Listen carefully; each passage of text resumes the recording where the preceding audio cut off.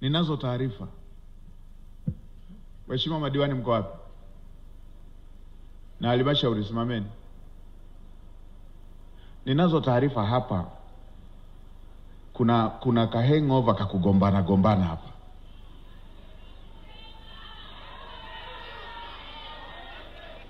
Kakugombana hapa. Ninyi mnagombana wakati wananchi wana migogoro ya ardhi.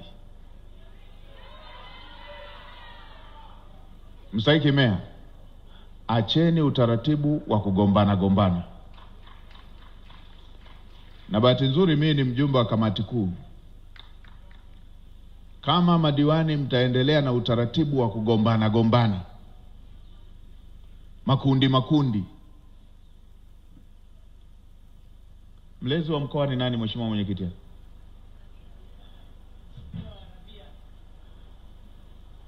Nitaiangalia ile taarifa ya mlezi. Acheni utaratibu wa kugombana. Tuna kamati za kila sekta. Shughulikieni na mambo ya wananchi. Na hii tabia ya madiwani kugombana kila wakati, makundi, chaguzi, kiu ya vyeo.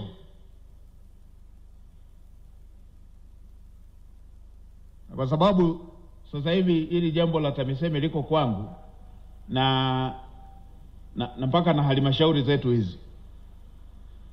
Mheshimiwa Waziri, nilishaelekeza tafuteni ile sheria inayoongelea kila siku tutachagua makamu mwenyekiti. Tunaifuta na yenyewe.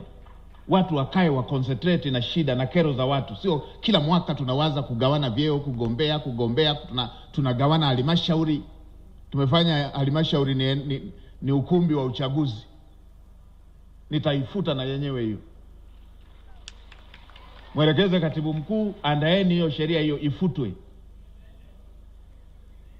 Tunatengeneza makundi kwenye halmashauri, watu hawahangaiki na migogoro ya ardhi, hawahangaiki wa mama wajane wananyang'anywa maeneo. Tuna kamati za maendeleo ya jamii, ninyi mnawaza vyeo tu. Kaeni.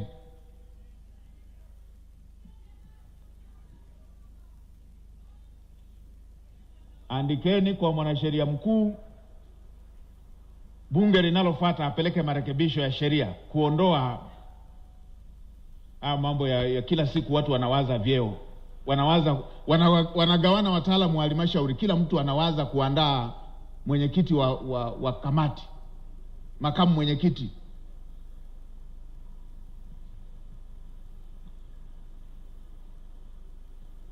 Muundo wa uongozi wa nchi yetu tumeupeleka mpaka ngazi aliko mwananchi. Hizi kero zinakaaje mpaka aje rais, aje makamu wa rais, aje waziri mkuu? Hawa viongozi ambao tuko nao kila siku na ziara mnafanya kitu gani? Nimefika pale eneo moja pale Mombo pale, nimekuta eneo la kijiji limeuzwa. Wenye viti sijui nani na serikali ya kijiji, rushwa hapo, wamekutana na wafugaji, wameuza eneo. Nikasema mkuu wa mkoa, futa serikali yote ile, ianze upya na yenyewe. Rushwa kutembea na miuli tu kuhalalisha rushwa.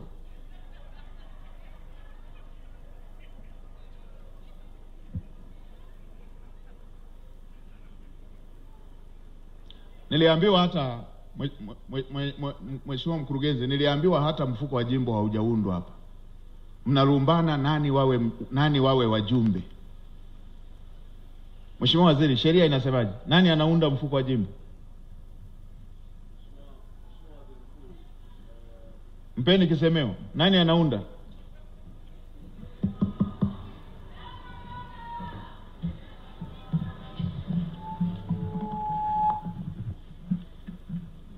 Mheshimiwa Waziri Mkuu, kwa kawaida kamati zote kwenye halmashauri zetu, mara anapopatikana mwenyekiti wa halmashauri au mwenyekiti wa manispaa au jiji, yeye anakuwa na jukumu la kuunda kamati hizi akishauriwa na mkurugenzi. Lakini linapokuja swala la kamati ya mfuko wa jimbo, Mheshimiwa Waziri Mkuu, haiwezi kamati hii kuundwa bila kumshirikisha Mheshimiwa mbunge, maana ndio mwenyekiti wa kamati hiyo. Haya, mkurugenzi, mwacheni mbunge, kama mna maoni yenu mpeni ushauri, atakachopitisha ndo hicho. Mfuko wa jimbo ni shilingi ngapi mfuko wa jimbo hapa mnapokea? Milioni 62. Mnagombana kuhusu milioni 62. Mna miradi mikubwa ya aina hii. Mbona mna kazi nzuri mnafanya, mkurugenzi? Mwacheni mbunge aunde mfuko wa jimbo. Bahati moja nzuri kwa muundo wa serikali yetu, kwa muundo wa checks and balance, muundo wa kuwajibika ndani ya nchi yetu, sio kama baadhi ya nchi ambazo mfuko wa jimbo unapelekwa kwenye akaunti ya mbunge. Sisi fedha zote zinakuja kwako na mapendekezo yote yanakuja kwa mkurugenzi.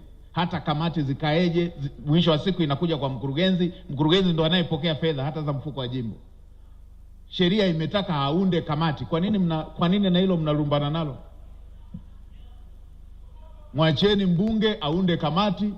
Kama mna madiwani marafiki, watumeni kazi zingine. Na Mheshimiwa Waziri, waandikie wakurugenzi wote watambue hilo.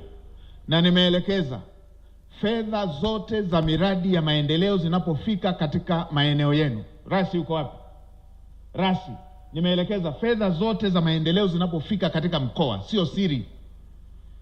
Mkuu wa mkoa ajue, zinapokwenda kwenye wilaya, wakuu wa wilaya wajue, na ofisi za wabunge zijue, na madiwani wajue, sio siri. Hii mambo ya kufanya fedha ni siri, ndo watu wanalipana posho fedha za mradi wa maendeleo.